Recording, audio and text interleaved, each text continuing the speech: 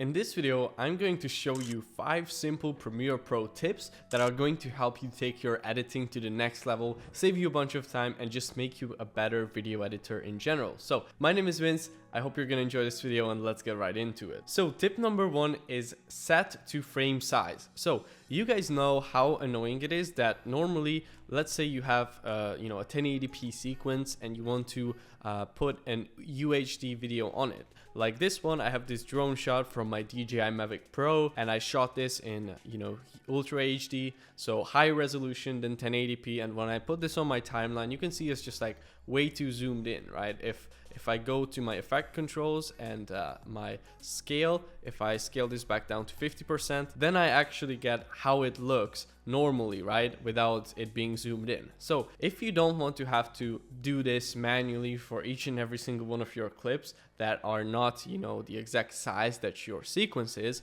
what you can do is you can come up here to the top to your Premiere Pro preferences, come to media, and right here you will have this setting called default media scaling, and you want to set this to set to frame size.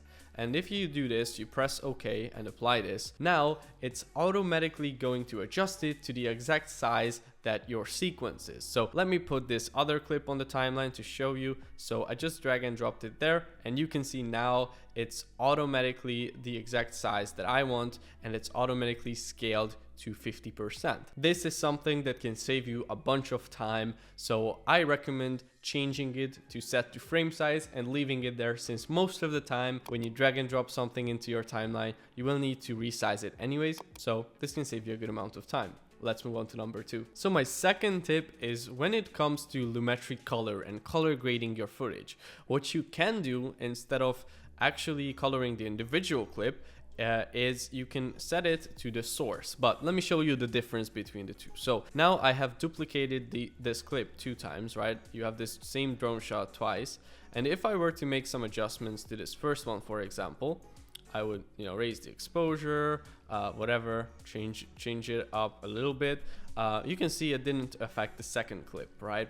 And a lot of times, especially if you have something like a long talking head video that's like, 10, 20, 30 minutes, you will cut it up into small different pieces. And if you didn't color grade it in the beginning, it would be a bit of a pain in the ass to color grade one and then copy and paste it to all the other ones as well. Instead, what you can do is you can simply, even make like as many cuts as you want to the same edit. And I can just select one part of it. I'm going to switch it right here to source, and now I'm editing the actual source clip.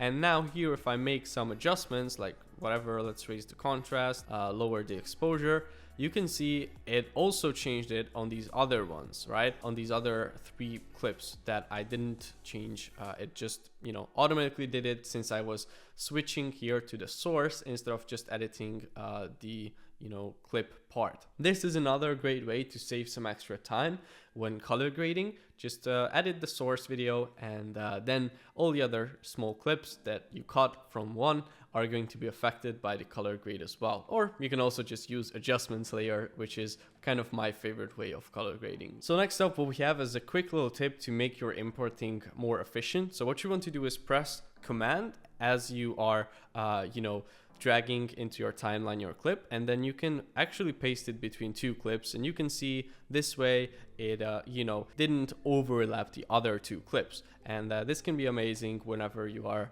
putting together a vlog or something like that, and you want to make sure to put a clip between 2 other clips without damaging any of those. You can just press Command while you are drag and dropping it into your sequence, and it's going to do that. Now, if you want to replace the clip with the other clip that you are dragging onto your timeline, you can just press Option when you are doing the dragging, and then it's going to replace it. Let me show you. So as you can see, I have the clip here. I'm going to press Option, and then now if I drag it here, it just replaced that specific part with the other clip. So these are 2 quick keyboard shortcuts that you can use when you are importing and dragging and dropping your files, and it will make your life a whole lot easier. Next up, I have another amazing quick little keyboard shortcut for you that you can use in your editing, and I personally use this all the time. So let's say you have created, for example, a text layer or any layer really. So I'm just gonna have a text here, and if I wanted to duplicate it, instead of having to press, you know, Command C and then going somewhere else and then pressing Command V,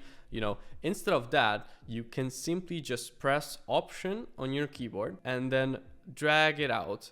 And just like that, you are able to duplicate the certain layer as many times as you want. And this not only works with text layers, but all sort of other layers. And this is personally how I duplicate any kind of layer, really, because it's just so much faster than copy pasting and much easier as well. Now, talking about copy and pasting things, the next and last tip I want to give you in this quick video is locking your layers. So a lot of times you want to make sure, let's say you have, you know, music on your timeline, or you have a clip you already are happy with, you don't want to damage that as you're adding more layers on top and more overlays and things of that nature. So what you can do is you can simply just right here with this toggle track lock button, you can just toggle that, and then it's going to lock that track for you, so you can't move anything around, you can't overlay things on it. So basically with this, let's say I copy, you know, this layer and I want to paste it here, it's gonna paste it on top of that, on the layer on top, instead of pasting it on that. So if I don't have the lock, you can see it overwrites that and it messes up my whole sequence. But if I do have the lock on, then it's just going to place it on top, and I can't humanly mess up these clips that I'm already happy with. So that's another quick tip for you to level up your editing. I hope you guys found these 5 tips valuable. If you want to learn more like this from me personally, then check out my magnetic editing masterclass in the description below, where I will teach you all my content creation and YouTube secrets in a really good step-by-step training form. We also do monthly group calls with the members, so it's a very fun community. Go ahead and check it out if you're interested. And other than that, thank you for watching, and I will see you in the next one.